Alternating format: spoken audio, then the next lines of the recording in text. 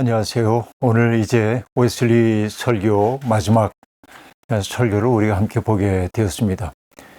시작할 때가 있으면 이렇게 마치는 때가 있네요.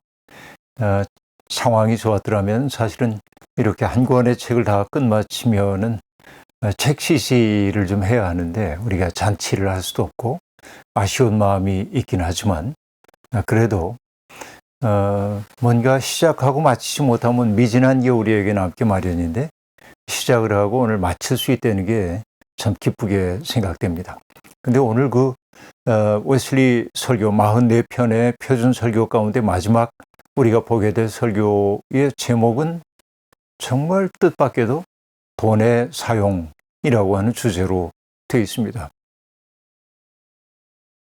돈을 사용하는 게 신앙의 내용과 어떤 관계가 있나 하는 생각이 들는지 모르지만은 돈을 사용하는 문제가 우리의 삶을 비춰주는, 반영해주는 그러한 거울이기도 하고 또 돈의 사용이 우리를 잡아채는 덫 혹은 올무가 될 수도 있기 때문에 기독교인들은 어떤 방식으로 돈을 사용하는 것이 신앙의 온당한 태도인가 하는 것을 묻는 것은 당연한 일이라는 생각이 듭니다. 오늘 본문 말씀은 누가복음 16장 9절의 말씀인데요. 짤막한 구절 제가 읽어보겠습니다. 그러므로 내가 너희에게 말한다. 불의한 재물로 친구를 사귀어라. 그래서 그 재물이 없어질 때 그들이 너희를 영원한 처소로 맞아들이게 하여라. 이 본문 말씀은 불의한 청지기의 비유라고 하는 그 비유의 일부분이라고 볼 수 있습니다. 어떤 부자가 청지기 하나를 두었는데 어느 날 이야기를 듣자 하니 청지기가 주인의 돈을 허비한다는 이야기가 들려옵니다. 그래서 그를 불러가지고 책망하면서 이제 청지기 측에서 해고하겠다고 얘기를 하는 거죠. 청지기는 갈등 속에 빠집니다. 내가 어떻게 살아야 하지? 그래서 그 유명한 얘기를 하죠. 땅을 파자니 힘이 없고 빌어먹자니 낯이 부끄럽구나. 내가 어떻게 살아야 되지? 그러다가 그 주인에게 빚을 진 사람들을 하나 둘 부릅니다. 당신이 내 주인에게 진 빚이 얼마요? 얼마라고 얘기하죠? 기름 100마리입니다. 하고 말하자 이제 그 서류를 위조하는 거죠. 이제 이 장부에다가 50마리라고 써라. 그렇게 합니다. 또 다른 사람에게 당신 빚이 얼마요? 그랬더니 밀 300섬이라고 그렇게 얘기합니다. 그래서 장부 조작을 의뢰합니다. 밀 80섬이라고 그렇게 얘기합니다. 어떻게 보면은 그 이후에 그렇게 탕감해줌을 통해서 뭐 뒤로 받는지는 알 수 없습니다만은 주인이 그 청지기의 모습을 보면 더 준엄하게 꾸짖어야 할 것 같은데 놀랍게도 이 비유 속에서는 주인이 청지기를 칭찬하는 장면이 등장합니다. 왜냐하면 그가 슬기롭게 대처하였기 때문이라고 얘기하고 있습니다. 세상의 자녀들이 자기들끼리 거래하는 데에는 빛의 자녀들보다 더 슬기롭다라고 얘기합니다. 이것을 윤리적인 문제로 보자고 한다면 상당히 큰 문제인 것이죠. 그런데 비유라고 하는 것은 언제나 비유의 상황 전체를 우리가 가지고 있는 윤리적 감각에 따라서 하나하나 일치해야 하는 것은 아닙니다.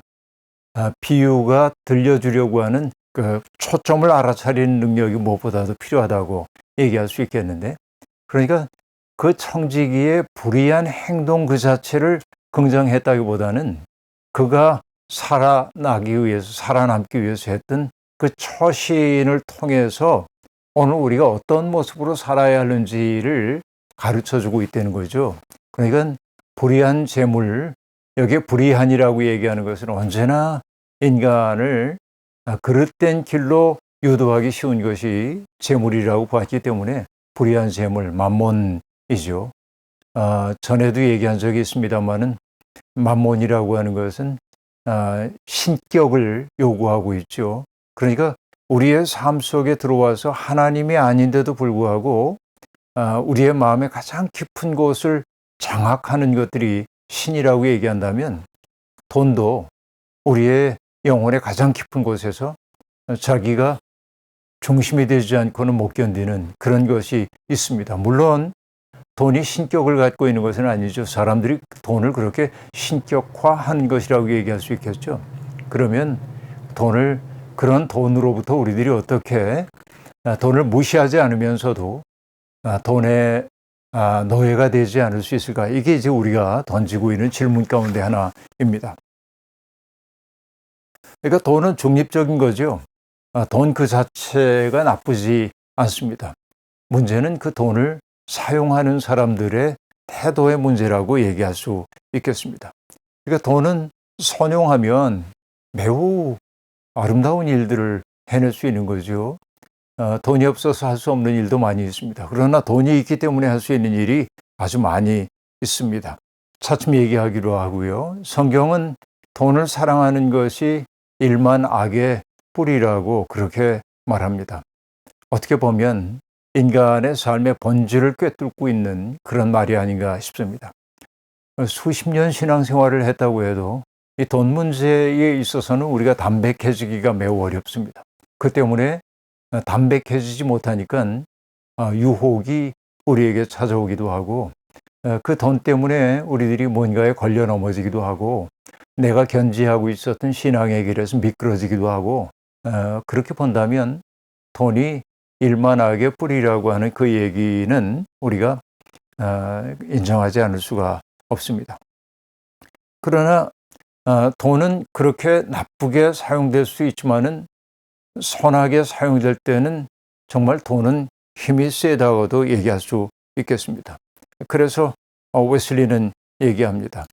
내가 가지고 있는 것을 배고픈 사람들의 음식으로 바꿀 수 있다면, 또 내가 가지고 있는 재물을 목마른 사람의 음료로 바꿀 수 있다면, 헐벗은 사람의 옷으로 바꿀 수 있다고 한다면, 여행자와 나그네가 머물 곳으로 바꿔줄 수 있다면, 또 과부나 고아와 같은 사람들처럼 어려움을 겪고 있는 이들에게 고향이 되어주는 그런 일로 사용될 수 있다고 한다면, 앞을 보지 못하는 사람의 눈이 되어줄 수 있다면, 또 다리를 저는 사람들의 발이 되어줄 수 있다면 이거 얼마나 좋은 일이냐.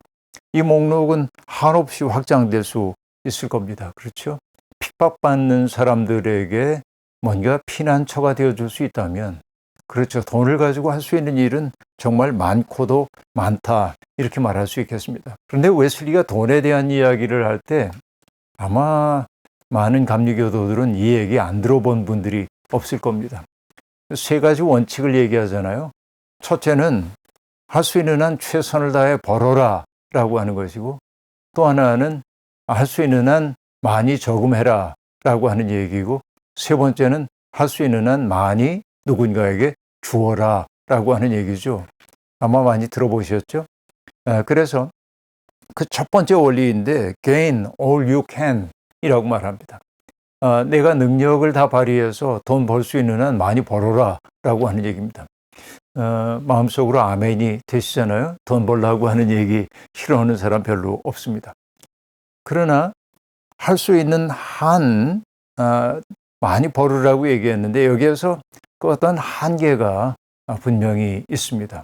웨슬리가 제게 놀랍게 여겨지는 것은 그가 보여주고 있는 이런 실천신학 부분입니다. 원리만 얘기하지 않고 그 원리를 우리의 일상 속에 적용할 때 어떠해야 하는지를 보여주고 있는데, 그러니까 우리가 돈을 많이 벌어야 하지만은 수단 방법을 가리지 않고 이렇게 하면 안 됩니다. 우리는 반드시 적법하게 벌어야 합니다. 이때 얘기하는 적법함이라고 하는 것은 법에 저촉되지 않는다라는 말뿐만 아니라 하나님이 우리에게 요구하고 있는 삶에서부터 어긋나지 않는 것도 포함된다고 얘기할 수 있습니다. 웨슬리가 몇 가지 예를 여기에 딱 들고 있는데요. 5가지 제한을 두고 있는데, 첫 번째가 뭐냐면 생명과 건강을 해치지 않는 선에서 최선을 다해 벌어라, 이렇게 말합니다. 그러니까 우리가 이 지금 후기 산업사회 또 그 소비사회가 도래했기 때문에 정말 우리의 욕망이 너무 커졌죠. 그래서 제독 철학자인 한병철 교수가 얘기하고 있는 것처럼 과거에는 힘을 가지고 있는 사람이 누군가를 억압하고 우리의 노동력을 착취하기도 했지만은 지금은 그런 세상이 아니니까 우리를 착취하는 대상은 누구입니까? 고용주들이 아니죠. 나 자신이 나를 착취한다. 그렇게 얘기를 했습니다. 왜냐하면 내 욕망을 채우기 위해 보다 많은 것을 얻기 위해서 내가 할 수 있는 능력보다 더 많은 것을 끌어내려다 보니 쉬는 시간도 별로 갖지 못하고 그렇죠. 늘 뭔가 스트레스에 시달리고 그래서 자기를 착취하는 세상, 성과 사회라는 게 바로 그런 세상이란 말이죠. 현대인들이 우울증이 많아지고 그리고 약물에 의존한 것도 많고 그리고 분노의 감정들이 많고 하는 것은 바로 몸속에 마음속에 쌓여있는 그런 피로 때문이라고 얘기를 했잖아요. 그런데 웨슬리는 단호하게 얘기합니다. 돈 버는 거 중요하다. 그러나 자기의 생명과 건강을 해치면서까지 벌어서는 안 된다라고 말합니다. 너무 지나치게 긴 노동 시간, 또 먹고 자는 시간까지 요구하는 작업, 또 예를 들면 몸에 좋지 않은 화학물질 같은 것들을 다루면서 그런 작업 환경 속에서 일하는 거 이거 피하는 게 좋다. 그러나 이런 얘기를 하면서도 가슴 아픈 것은 결국 그런 일들을 처리하고 있는 이들이 많이 있다는 거죠. 우리 사회에는 정말 그 반도체를 생산한다든지 이러기 위해서 많은 화학물질에 노출된 채 살았던 사람들이 직업병으로 말미암아 어려움 겪는 일들 우리들이 보았습니다. 그럼 이 웨슬리가 얘기하고 있는 첫 번째 원리가 작동되기 위해서는 뭡니까? 그들을 고용하고 있는 이들이 그 노동자들이 그런 화학물질을 다루면서도 몸에 해를 입지 않도록 안전장치를 충분히 만들어야 한다는 거죠. 이런 윤리들이 우리에게는 필요한 것이라고 보여지는 겁니다. 그런데 내 몸과 마음의 건강을 해칠 수 있는 직업 속에 부득이 내가 그 일을 할 수밖에 없는 사람들은 어떻게 해야 합니까? 웨슬리는 비교적 단호하게 얘기합니다. 가능하면 빨리 그 직업에서 벗어나려는 겁니다. 수입은 줄어들는지 몰라도 건강은 보존할 수 있기 때문이라고 말합니다. 이게 첫 번째 제안이었습니다. 두 번째는 우리의 몸뿐만 아니라 우리의 마음도 해치지 않는 선에서 최선을 다해야 한다고 말합니다. 마음을 해치는 것들이 어떤 것일까요? 내 양심에 어긋나는 일이라든지 내가 이 일을 하면서도 이거 하나님이 우리에게 정해주신 법에 어긋나는 일인데 하는 생각이 든다든지 예컨대 어떤 것들이 있을까요? 세금 포탈한다든지 누군가를 속여서 빼앗는다든지 이런 것들이죠. 사기나 속임수 없이는 사업을 유지할 수 없는 그런 경우. 그래서 자기 양심의 괴로움을 겪을 수밖에 없다고 한다면 그것은 기독교인들이 피해야 할 직업이라고 얘기하고 있습니다. 내 마음을 상하게 해서는 안 된다라고 하는 것이죠. 자, 첫 번째, 두 번째는 기억하시겠죠? 처음에는 자기의 생명과 건강 해쳐서는 안 된다. 두 번째는 자기의 마음을 해쳐서도 안 된다라고 얘기했습니다. 그 세 번째는 뭐냐면 이웃을 해치지 않는 선에서 우리가 어떤 직업 활동을 해야 한다고 얘기합니다. 우리가 그 이웃들을 착취하는 거죠. 과도한 이익을 탐내기 때문에 이웃들에게 돌아가야 할 목들을 내 것으로 취한다든지 이런 것들인 거죠. 그리고 웨슬리가 여기 들고 있는 것은 전당포하는 사업 같은 것들을 부정적으로 얘기를 하고 있습니다. 왜냐하면은 어려울 때 사람들에게 돈을 빌려주는 것 같지만은 결국은 가난한 사람들을 더욱더 가난하게 그들의 삶의 토대 그 자체를 흔드는 일이기 때문에 전당포 사업 이런 거 해서는 안 된다. 또 그 주변에 그 상인들이 판매하는 가격보다 현저히 낮은 가격으로 파는 것도 안 된다. 이렇게 얘기를 하고 있습니다. 왜냐하면 그것이 시장의 질서를 해뜨리기 때문이라는 거죠. 왜냐하면 내가 좋아서 하는 일이 이웃들의 삶의 터전을 뒤흔든다면 그것도 이웃을 해치는 일이래요. 굉장히 섬세한 그런 배려를 하고 있음을 알 수 있습니다. 또 뭐가 있냐면요. 이웃의 능력 있는 일꾼을 빼내온다든지, 그렇죠? 또 고용인들을 빼내서 채용해서는 안 된다. 요즘으로 얘기하면 헤드헌팅 같은 거라고 볼 수 있는데, 이 당시에도 이런 것들이 있었던 모양입니다. 근데 웨슬리는 감리교인들에게 그런 일을 해서는 안 된다라고 단호하게 얘기하고 있습니다.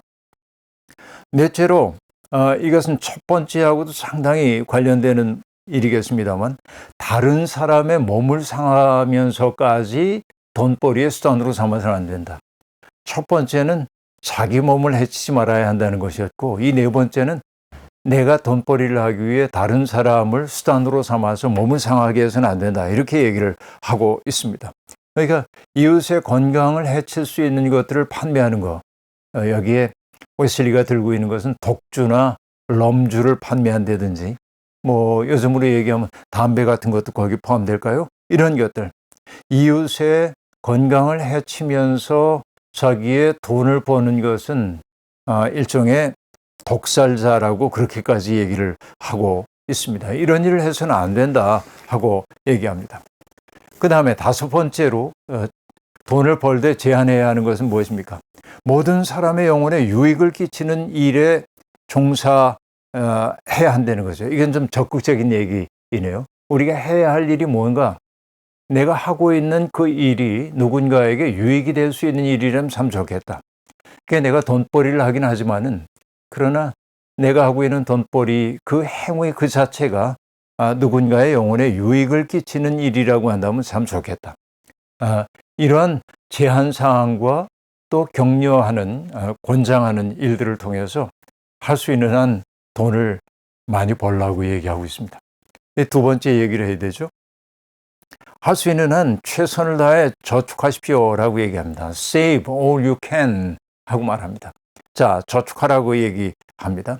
그러니까 귀중한 것들을 바다에 던지지 말아라. 헛된 것들에 낭비하지 말아라. 욕심의 정욕이나 안목의 정욕이나 이 생의 자랑이나 이런 것들을 위해 물질을 사용하지 말라고 얘기하고 있습니다. 여기에서 웨슬리가 얘기하는 매우 중요한 거, 맨 앞에 나오는 게 뭔지 압니까? 요즘 사람들에겐 납득하기 어려울는지도 모르겠습니다만, 식도락을 증대시키는 일을 하지 말라는 얘기입니다. 포식과 과음을 금지하라는 말만이 아니라 지나치게 좋은 음식을 먹으려고 하는 미식주의를 배격하라고 얘기하고 있습니다. 결국은 그것은 우리의 영혼을 퇴락으로 이끌어 들인다고 얘기하고 있습니다. 그러한 지출 때문에 우리의 삶이 흔들려서는 안 된다고 얘기하고 있습니다. 뿐만 아닙니다. 값비싼 옷이나 필요 없는 장신구를 구입하는 데 돈을 사용하지 말아라 라고 말합니다.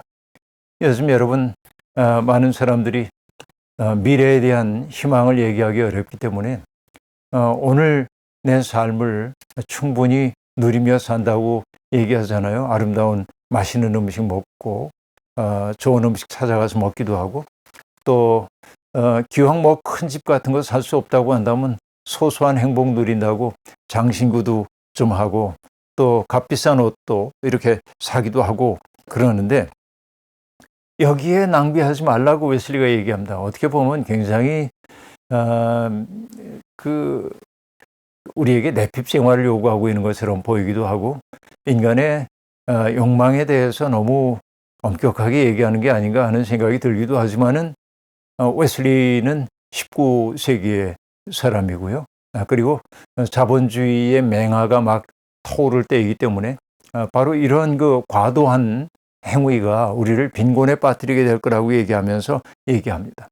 그러니까 한마디로 얘기하면 우리의 허영심을 충족시키기 위한 것, 또 사람들에게 부러움을 사기 위한 지출, 이런 것들을 줄이려는 겁니다. 내 허영심을 채우기 위해 재물을 사용하다 보면 그 허영심이 우리를 점점 과도함으로 이끌어 갈 거라는 거죠. 저도 여기에는 공감하는 바가 있습니다. 그러니까 너무 좋은 음식 먹으려고 할 것도 없고, 너무 좋은 옷 여기에 마음을 빼앗기는 순간 우리는 과도함의 늪 속으로 갈 수밖에 없다. 어떤 분들이 제게 물을 때가 있습니다. 그러고 싶은데 잘 안 돼요. 목사님은 그거 어떻게 그런 것들을 해결하세요? 네, 안 하면 됩니다. 문제는 간단하죠. 근데 그렇게 하고 싶지 않은 거죠, 사실은. 이게 이제 우리가 빠져 있는 딜레마 라고 얘기할 수 있겠습니다.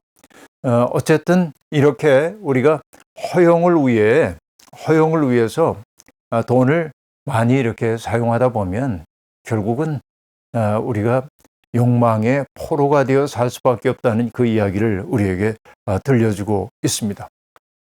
근데 여기 웨슬리가 우리에게 들려주고 있는 이야기 가운데 참 중요한 것은요, 그 자녀들에게 우리는 정말 최선을 다해서 좋은 것을 주고 싶어 하잖아요.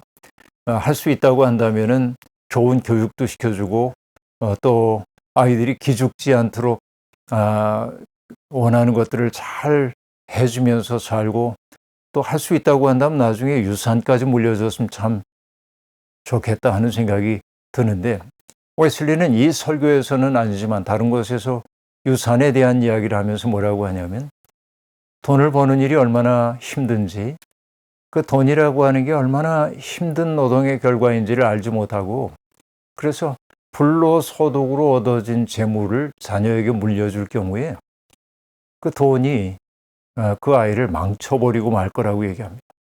그래서 많은 유산, 돈이 얼마나 소중한 것인지, 얼마나 많은 사람들의 피와 땀의 열매인지를 알지 못하는 이들에게 그 재산을 물려주는 것은 마치 섣을 지워 불 속에 뛰어들게 함과 같다, 이렇게 얘기를 하기도 한단 말이죠. 얼마 전에 뉴스를 보고 충격을 받았습니다.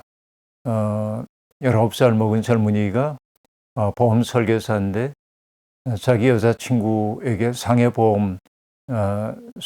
사망보험을 들고 수익자를 자기로 해놓고 그리고 친구들과 공모해가지고 이벤트를 해준다고 으슥한 곳으로 끌고 가서 여자친구를 죽이려고 했던 거죠.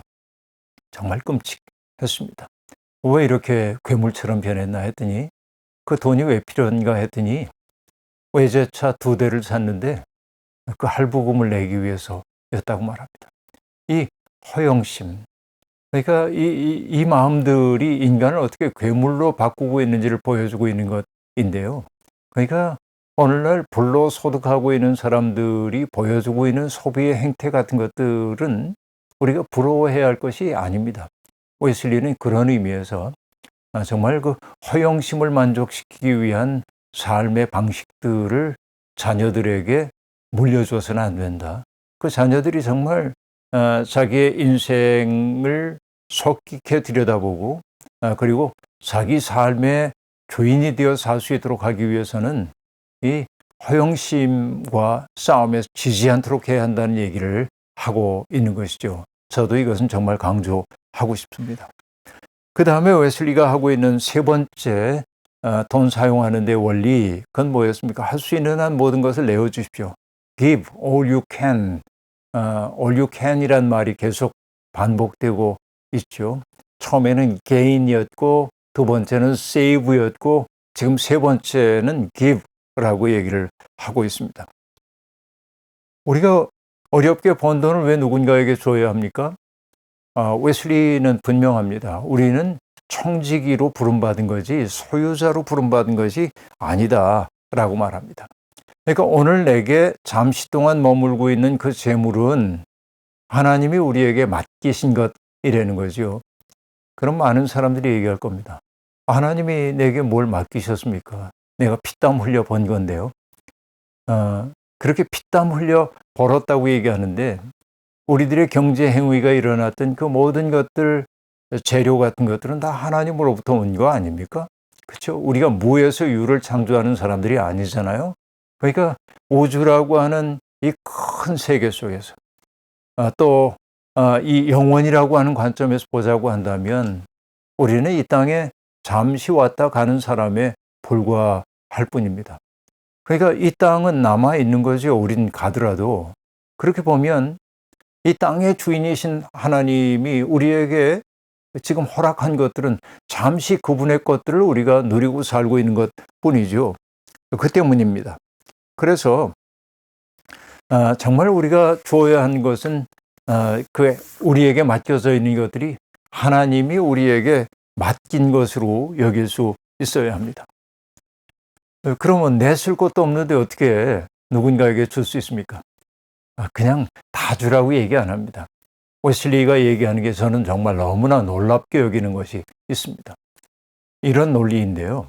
첫째로 그분이 우리에게 맡기신 소유물 가운데 나의 필요를 위해 써야 돼요. 음식을 먹는다든지 의복을 사서 입는다든지 몸의 건강을 유지하기 위해 필요한 것들을 써야 합니다.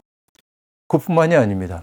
나의 가족들을 인간다운 삶으로 인도하기 위해서 필요한 것들을 써야 합니다. 그리고 우리와 더불어 믿음의 생활을 하고 있는 이들을 위해서도 선행을 해야 하고 기회가 있는 한 최선을 다해 선행을 해야 합니다. 그렇죠? 그러니까 우리가 아무것도 하지 말란 얘기가 아니고 나를 위해서도 써야 되고 내 가족들을 위해서도 써야 하고 그리고 나와 함께 신앙생활을 하는 이들을 위해서도 선용해야 한다고 얘기하고 있습니다. 그런데 웨슬리가 얘기합니다. 나 자신을 위해 사용하는 절제된 그 재물, 나의 가족들의 인간적인 삶을 위해 사용하는 정말 절제된 재물 사용, 그리고 누군가에게 주는 그 모든 행위는 하나님께 바침이라 이렇게 얘기하고 있습니다. 이게 놀랍습니다. 10의 1조를 거두어서 구별하여 헌금하는 것만이 하나님께 바치는 게 아니고 정말 내가 청지기임을 자각하면서 절제된 마음으로 나를 위해 사용하는 것도 하나님께 바친 것이고 내 가족들을 위해 쓰는 것도 하나님에게 바친 것이 되도록 살리는 겁니다. 이게 웨슬리의 경제 윤리라고 얘기할 수 있겠습니다. 그럼 이제 여기서 남는 문제는 어떤 문제입니까? 그 적절하다는 게 뭐냐? 그렇죠? 나의 욕망이 이만큼인데 그것을 다 누려도 된단 말이냐? 아니면은 욕망을 확 줄여야 된단 말이냐? 그 적도에 대한 문제가 등장합니다. 웨슬리도 그것을 잘 알고 있습니다. 그래서 그 문제가 내게 떠오를 때 내가 언제나 판단할 때 네 가지의 기준을 가져보라는 얘기입니다. 첫 번째는 내 신분에 맞는 지출인가 이걸 늘 좀 생각을 해보라는 것입니다. 두 번째는 성경에 나타난 하나님의 뜻과 말씀에 순종하여 지출하는 것인가 라고 물으라고 얘기합니다. 세 번째는 지출되고 있는 이 재물이 그리스도를 통하여 하나님께 봉헌되는 재물인가 생각하는 것 하라는 겁니다. 네 번째는 의인이 부활하는 날 재물을 내어주는 이 행위가 그분께 상 받을 만한 일인가 생각하라는 겁니다. 이거 정말 어려워요. 굉장히 어렵습니다. 근데 여러분, 저는 생각해 봅니다. 정말 나 자신의 욕망을 조금 줄이고 절제하고 그래서 누군가에게 줄 수 있는 그런 내밀한 기쁨을 우리가 얻을 수 있다고 한다면 그건 참 귀한 일이겠다 생각합니다. 돌아가신 우리 교회 원로 목사님 박정호 목사님은 늘 그런 말씀하셨습니다. 교인들에게도 가르쳤고 제게도 얘기했습니다. 그 헌금을 할 때는 한 번, 두 번 기도하고 헌금하지만은 그 헌금을 사용할 때는 3번, 4번, 10번 기도하고 사용해야 된대요. 저는 그 말씀이 어떤 신학적인 담론보다도 제게는 중요하게 여겨졌습니다. 그래서 교회 예산을 사용할 때도 저는 다소 보수적으로 사용하는 까닭이 그런 데 있습니다. 함부로 쓸 수가 없는 거죠. 정말 조심스럽게 써야 하는 게 그 마음 때문인 것이죠. 우리가 사용하는 그 모든 것들이 주님의 마음에 합한 것인지 마지막 날 의인이 부활할 때 정말 하나님이 칭찬하실 만한 일인지를 우리가 물어야 한다는 것이죠. 그렇습니다. 이제 우리가 정말 기도하면서 재물을 그렇게 사용해야 한다고 말하고 있고요. 그래서 우리의 재물 사용은 10분의 1만 바치는 게 아니고 하나님께 바치는 11조, 또 나와 내 가족을 위해 사용하고 있는 돈들, 내가 이웃들을 위해 사용한 그 모든 일들이 하나님이 기뻐하시는 적도에 맞게 사용된다고 한다면 그 모든 것들은 하나님께 바침이 된다고 얘기를 하고 있습니다. 이것이 웨슬리의 경제 윤리입니다. 내 속에 있는 허영심, 유행을 따라가고자 하는 마음, 이런 것들만 내려놓고 살다 보면 우리는 돈에게 끌려가는 사람이 아니라 돈을 통해서 선행을 하는 사람이 될 수 있다고 말하고 있네요. 이 실천적인 교훈 앞에 우리들이 응답해야 할 시간이 아닌가 생각합니다. 그동안 웨슬리 설교를 경청해 주셔서 감사하고요. 이 웨슬리와 함께 했던 여정을 통해서 우리의 삶이 더 맑고 깊어지기를 바랍니다. 감사합니다.